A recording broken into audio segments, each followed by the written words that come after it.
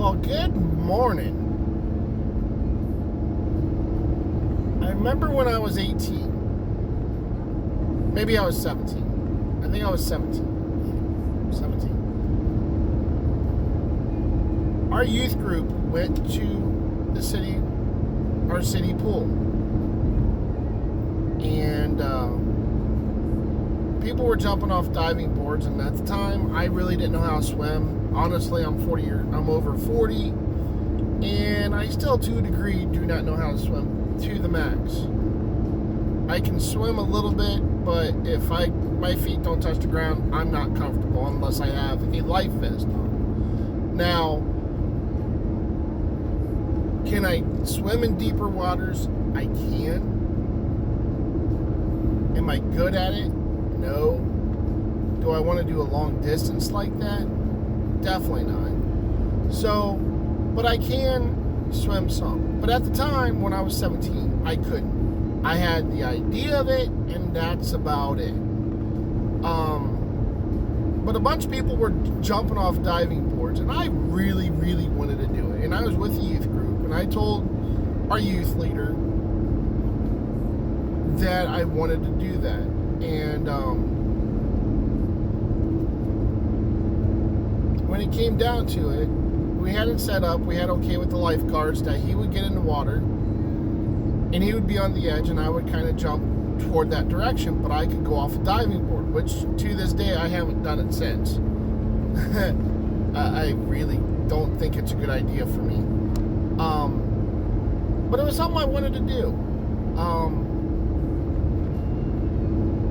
So I got on the diving board, and with absolutely no fear, no hesitation, I jumped on it, and I jumped in the water. When I got underneath water, it's a 15-foot pool. So when I jumped in, I tried going through the motions of swimming, and I didn't feel like I was getting anywhere. Now, whether I was or not, I don't know. I think I was close. I think I had the idea. And I think a little more time, I could have done it. But I ended up reaching out. He reached out. We got each other's hand. He pulled me over, and I got back up.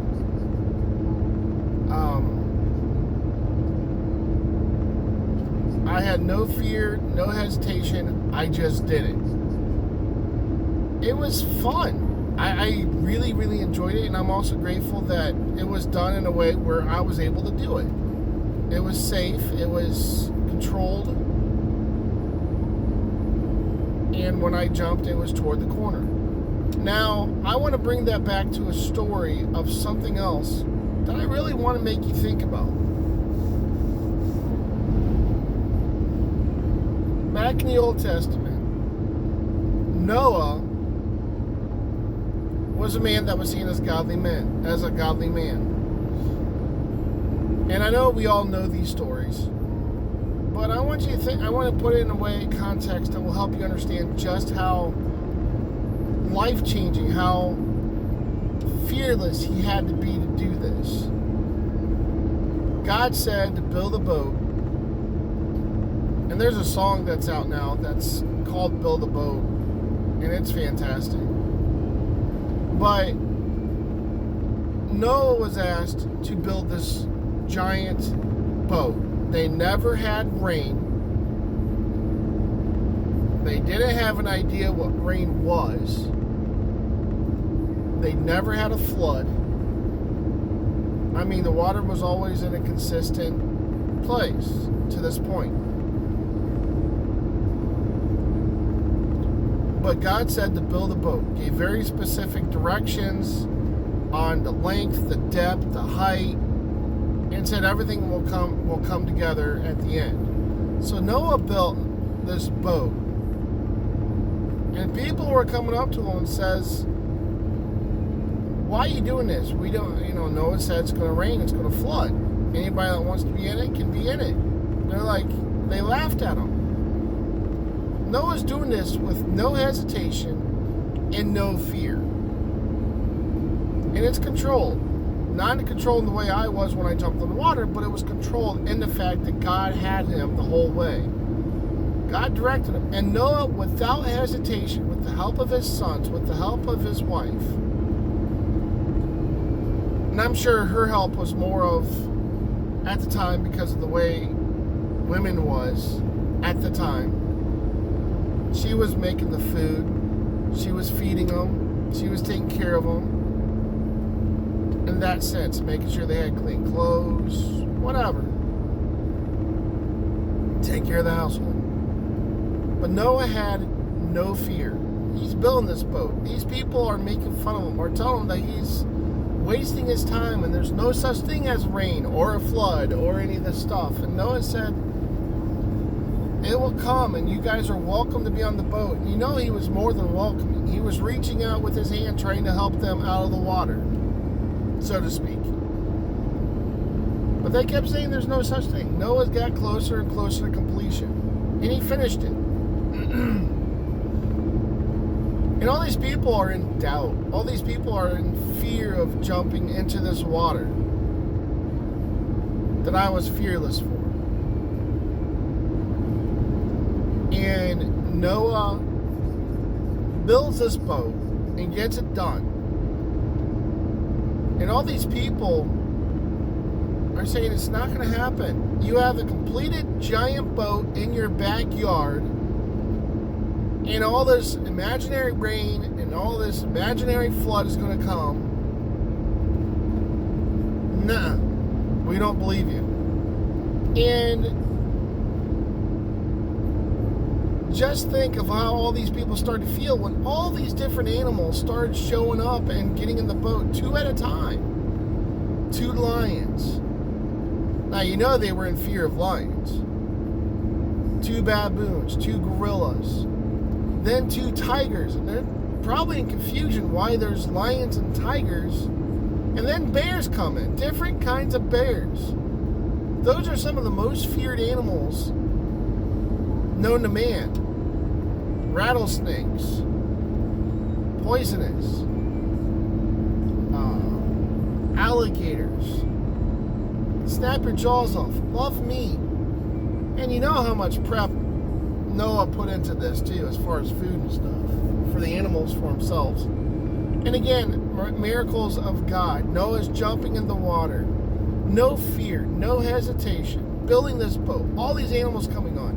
No fear, no hesitation of being eaten or being attacked or any of that stuff.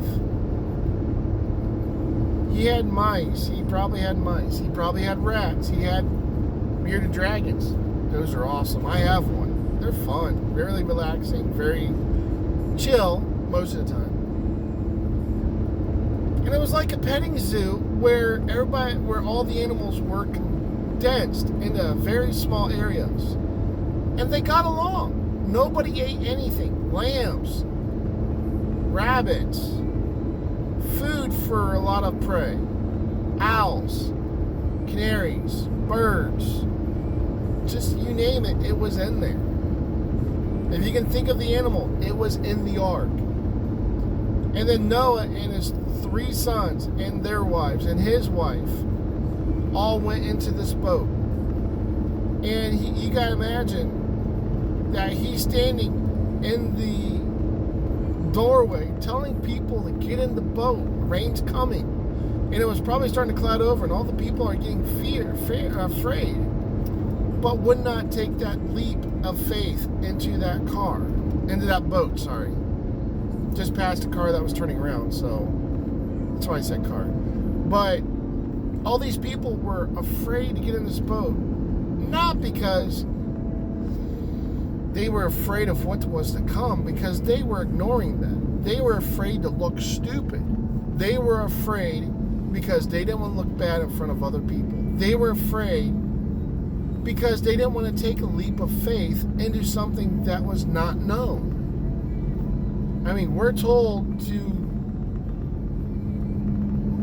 jump in the water and we'll be safe when we can't swim. Doesn't make sense. Getting in a boat at the time when there was no rain, no flood, makes absolutely 0 sense. And then God was the one that shut the door. Noah stood there and said, come in the boat. Nobody did. He would given time. Started to cloud up, and people were all of a sudden getting afraid. God shuts the door. It starts to rain, just like Noah said it would. All of a sudden, there's banging on the doors, and there's nothing Noah can do, because this ain't Noah's door that he closed. It was God's door that was closed. But all these people are now banging because they did not believe in something that was a possibility. And now there's a possibility is now happening.